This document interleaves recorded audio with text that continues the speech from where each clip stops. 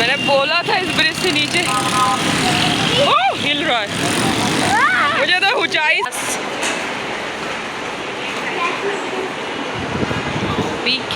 By chance इनमें से कोई बंदा एक निकल के आगे बढ़ जाए बाई चांस, तो आपको पता है ये लोग क्या बोलते हैं? ये बोलेंगे गुड मॉर्निंग, अस्सलाम वालेकुम, कैसे हैं आप सब? मेहर की जहाँ में आप सबका स्वागत है। तो गाइज प्लीज़ सबसे पहले तो मैं आपसे रिक्वेस्ट करूंगी कि आप इस ठंड के मौसम में मेरे चैनल का बेल आइकन बजा के ही जाइएगा। तो हो चुकी है हमारी सुबह, और आज सुबह सुबह ठंड ने इतनी अच्छी प्यारी प्यारी भीनी सी दस्तक दी है कि सूरज के साथ थोड़ी सी ओस भी है और बहुत सुहाना मौसम है। जैसे आप देख रहे हैं धूप भी भीनी भीनी है, और हमारे घर पे सुबह के वक्त शुरू हो जाता है दंगा।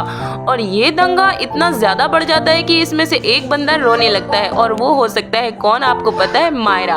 और इनकी चहचहाहट और इनकी लड़ाई झगड़ों से हमारे घर की सुबह हो जाती है। जबकि मैं इन्हें समझाती हूँ कि सुबह उठा करो तो एक दूसरे से प्यार से रहा करो, लेकिन नहीं, इन्हें तो एक दूसरे से लड़ना है। और लड़ते लड़ते एक दूसरे से फिर ये शुरुआत करते हैं खेलने की। और एक दिन गालिब मुझे भी आ जाएगा आईने पे यूँ तस्वीर बनाना, जिस दिन मेरे हाथ में आ जाएगा 3 कैमरे वाला आईफोन। ये जोक था, गालिब का कोई शेर नहीं था। मैंने आप लोगों से जस्ट जोकिंग। कल रात के मैंने बालों में की थी ऑयलिंग, और मेरे बाल इतने ज़्यादा ड्राई से हो रहे हैं क्योंकि मौसम ड्राई वाला आ गया है। तो अभी आज मैं इन्हें वॉश करूँगी। मेरा शैम्पू भी ख़त्म हो चुका है। मैं फर्जी से बोल रही थी कि मेरा शैम्पू ला के दो, क्योंकि अदर किसी शैम्पू से मैं अगर शैम्पू इस्तेमाल करती हूँ तो मेरे बालों में असर नहीं करता वो शैम्पू, और बालों को डैमेज कर देता है। तो मेरे घर की सुबह आप देख रहे हैं इसी तरीके से होती थी, चिल्लाते चीखते उठते हैं ये दोनों लड़ते हुए। और रोज़ैन का सीना भी बहुत जकड़ा हुआ है। ठंड हो और सुबह एक कप चाय हो, और उसके बाद क्या मज़ा होता है ना। लेकिन चाय के बनाने के साथ साथ मुझे याद आया कि मैंने आज आपसे एक बात शेयर करनी है, बहुत ज़रूरी। और शेयर करने से पहले आप मिलते चले हमारी छोटे छोटे प्यारे प्यारे जो कहते हैं सिक्योरिटी गार्ड। ये हमारे सिक्योरिटी गार्ड है। कोई भी बंदा गेट से अंदर एंट्री करता है टू टू टू टू बोलना शुरू कर देते हैं। तो गाइज़ यहाँ मैं आपको लेके आई हूँ अपने छोटे से बागीचे में। यहाँ मैंने आपको ये जो फूल दिखाए हैं सर्दियों में, ये आपको परमानेंट दिखते होंगे, मुझे तो 12 महीना दिखते हैं। तो मैं सोचती थी ये कैसे फूल है जो हमेशा ही खिले रहते हैं। अचानक मेरी नज़र पड़ी इन फूलों के बीच में, इनके बीच में इन फूलों की पेटल से, मतलब इनकी पत्तियों से ही कलियां निकली हैं कि एक पत्तियां मुरझाएंगी, दूसरा फूल अंदर से खिल के तैयार हो जाएगा। तो इसीलिए ये फूल इसी तरह होते हैं। और ये जो पत्ती मैंने आपको दिखाई थी ना, ये मक्खियों ने अपना वॉशरूम बना दिया था इस पत्ती को। तो मैंने कहा मैं आपको शो कर दूँ। कुछ लोग बोलते हैं कि आप ना हर चीज़ व्लॉग में शो मत किया करें। तो भाई आपको बताऊँ, व्लॉग में जो बनाती हूँ उसकी कैटेगरी है कि मेरे डेली रूटीन पे। अब डेली रूटीन पे कुछ भी हो ना तो मैं तो वो शो करूँगी, और मैं नहीं चाहती कि मैं व्लॉग को जो है ना बनावटी तरीके से शो करूँगी। आज की स्क्रिप्ट मैंने ये सोची है, मैंने ये बनाना है, तो नहीं नहीं नहीं, मैं स्क्रिप्ट बेस पे कुछ नहीं कर सकती। मैं लाइफ में जो हो रहा है बस उसको आप लोगों को प्रेजेंट करती हूँ। और आई होप कि मुझे जो मेरे जानने वाले जो नहीं है, सही, ये बात सही है, मेरे जानने वाले जो नहीं है, जो बिल्कुल गैर हैं, जो मुझे जानते ही नहीं थे, व्लॉग के ज़रिए जानते हैं, उन सबको बड़ी खुशी होती होगी मुझे देख के। मैं ये 100% जानती हूँ। सर्दियाँ आए या ना आए, पर पानी हमें खौलता हुआ ही चाहिए, क्योंकि खौलते पानी से नहाने की, भाई खौलता नहीं है, एक उठा के अपने ऊपर नहीं डालना है, पानी मिला के नहाऊंगी। मतलब गर्म पानी से नहाने की तो बात ही कुछ और होती है। तो गाइस मेरा दिल नहीं है बिल्कुल भी नहाने का, लेकिन मैंने पानी गर्म कर दिया है। नीचे मैंने कैबिनेट इसलिए खोला था, गैस लीक हो रही है दोबारा से, तो पानी गर्म हो चुका है। अब मैं नहाने जा रही हूँ। जैसे ही मैं नहाने के लिए चली, पता चला मोटर का पानी ख़त्म। फिर मैंने मोटर ऑन किया है कि पानी चढ़ जाए तो मैं नहाऊँ। 3 बज गए हैं गाइस, और 3 बजे अब सर्दियों का मौसम हो चुका है, छाँव हो चुकी है। आप देखिए धूप ख़त्म हो गई है, धूप बिल्कुल भी नहीं रह रही है, छाँव छाँव सी लग रही है। और मेरे लिए तो बहुत जल्दी जाड़ा आ जाता है, ये जान ले, मेरी सर्दी इतनी जल्दी आ जाती है। मैं इंडिया गई, मेरी अम्मी मुझे कह रही थी कि तुमने तो नाक कटा दी है। सितंबर में मैं पहुंची थी, अगस्त में, और अम्मी से मैंने कहा कि अम्मी कोई कंबल है तो मुझे दे दो। अम्मी कह रही तुमने तो नाक कटा दी है वहाँ जाके। अब मेरा यहाँ पे आके ना कराची में सर्दी होती नहीं है, तो मेरा जो है एटमॉस्फेयर बिल्कुल चेंज हो चुका है। मैं सर्दी बिल्कुल बर्दाश्त नहीं करती। मैंने काफ़ी दिनों से आईब्रो नहीं बनवाई है। कैसी हो रही है मेरी आईब्रो? बनवाना है मैंने आईब्रो, या मैं ना बनवाऊँ। कभी सोचती हूँ बनवा लूँ, कभी सोचती हूँ ना बनवाऊँ, कभी कहती हूँ क्या बनवाऊँ, कटवा लूँ ना कटवाऊँ, बनवा लूँ ना बनवाऊँ, बनवा लूँ ना बनवाऊँ। तो गाइज़ मैं नहा के निकली, और नहाने के बाद मैंने फटाफट नमाज़ अदा की, और नमाज़ अदा करने के बाद अब मैं आपके साथ हूँ लाइव। आप मुझे देख सकते हैं, पीछे मेरा वो है शेडो है और मोबाइल में भी मैं ही दिख रही हूँ। क्या ज़बरदस्त मैंने वीडियो बना दी इस टाइम पे। खुद को शाबाशी देने का दिल कर रहा है। खैर ये आज पता नहीं क्यों शाम होते ही मन उदास था और बहुत ज़्यादा बोरियत लग रही थी। फिर मैंने सोचा कि चलते हैं, चलो मार्केट। फिर मैंने जब अलमारी खोली तो मुझे कोई भी ऐसा ड्रेस नहीं दिख रहा था जो मैं आज पहन के जाऊँ। फिर मैंने कहा ये सब मैंने किस लिए रखा है, रोज़ैन की बारात के लिए, तो मैं ही पहन लेती हूँ क्योंकि मेरा वैसे तो कहीं आना जाना होता नहीं। तो ऐसे न जाने कितने ड्रेसेस मेरे पास इनर वाले रखे हैं। कराची में इनका कोई मोल नहीं है इन कपड़ों का, क्योंकि आप लॉन के ही कपड़े ज़्यादातर वेयर करते हो। लेकिन फिर भी मैंने पहन लिया। मैंने कहा ना जाने मेरा घर कब जाना होगा और मैंने इतने कपड़े समेटे हुए हैं, मैं क्या करूँगी ले जाके इतने कपड़े। अभी मैंने जो कपड़ा हाथ में लिया है, जो आपको शो कर रही हूँ, उस कपड़े की मैंने सिलवानी है मायरा की फ्रॉक। तो बस हम लोग घर से निकल चुके हैं और अब मैं आ गई हूँ एक ब्रिज पे। बच्चों ने मुझसे ज़िद की कि हम इस ब्रिज से रोड क्रॉस करेंगे, लेकिन जब हम ऊपर पहुँचे तो एक बहुत ऊंची ऊंचाई थी कि जहाँ पहुँच के मेरे पैर स्टक हो गए थे और कांपने लगे थे, क्योंकि मुझे फोबिया है बहुत ऊंचाई से।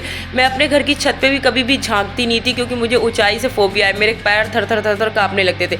लेकिन आज मुझे पता चला कि रोज़ैन को भी ये फोबिया है, क्योंकि रोज़ैन भी वहाँ बिल्कुल नर्वस सा हो गया था ऊंचाई पे पहुँच के, और उसने मुझे बोला कि मम्मा मुझे अजीब सी फीलिंग हो रही है, मुझे चक्कर से आ रहे हैं। तो मैंने कहा चलो फिर नीचे उतरो जल्दी जल्दी। फिर हम फटाफट नीचे उतरे और बढ़ चले मार्केट की तरफ। और मार्केट पहुंचते ही मैंने सबसे पहले देखा मायरा के लिए फ्रॉक के लिए लेसेस, जो कि मुझे बिल्कुल भी पसंद नहीं आई और मैंने सेलेक्ट नहीं किया। फिर मैंने एक सिंपल सी फ्रॉक मायरा के लिए सिलवाई और सिंपल सी है, बट सिल के जब आएगी तब मैं आप लोग को शो करूँगी। और मार्केट आए और फूड कोर्ट ना आए, ये तो नामुमकिन सी बात है। तो यहाँ पे मैंने बच्चों को बोला कि भाई कोई भी ऐसी चीज़ को ऑर्डर ज़रा भी मत करना जिनमें हमें बहुत ज़्यादा टाइम लगे, क्योंकि वक्त मगरिब का हो रहा था और घर भी पहुँचना ज़रूरी था। तो इन लोगों ने बोला कि मम्मा मुझे समोसे दे दो, एक ने बोला कि मुझे जो है ना वो दे दो पॉपकॉर्न। तो मैंने कहा ठीक है तुम दोनों समोसे और पॉपकॉर्न ले लो। तो मैंने एक मिर्च ख़रीद ली थी, मेरा दिल कर रहा था कि उस मिर्च को खाते हैं, थोड़ा चटपटी सी मज़ेदार होगी, बट बिल्कुल अपोजिट था यार। वो तो बिल्कुल बिल्कुल बेकार थी, मिर्चें तो उसमें थे ही नहीं और वो ऐसे ही थी, पर खा लिया। मैंने कहा अब ये भाई 70 रुपीज़ की एक मिर्च है तो इसका पैसा तो स्वागत करना ही पड़ेगा, तो मैंने खा लिया। फिर मैंने आगे नज़र पड़ी तो मैंने देखा वाह ये तो कॉस्मेटिक की बहुत बड़ी दुकान है, जहाँ पे बहुत ज़्यादा इम्पोर्टेड और ओरिजिनल प्रोडक्ट रखे हुए थे। और आगे बढ़े तो आपको मिलती थी एक इम्पोर्टेड पर्सों की दुकान, जहाँ पे मैंने कुछ हैंडबैग देखे, लेकिन अभी मैंने उन्हें लिया नहीं है। और फिर हम आगे बढ़ते चले गए, क्योंकि मार्केट एक जाल होती है जिसमें आपको ट्रैप किया जाता है, तो ट्रैप होने से बचें। आज की जो व्लॉग है इसका एंडिंग करने से पहले मैं आज आपको एक ऐसी बात बताऊंगी, ऐसी चीज़ बताऊंगी जिससे आप वाकई में सोचोगे कि ये बात तो वाकई में सच है। मैं आपको बताऊंगी कि मिडिल क्लास जो फैमिलीज़ होती हैं, मिडिल क्लास जो लोग होते हैं, वो किस लिए नाकाम हो जाते हैं।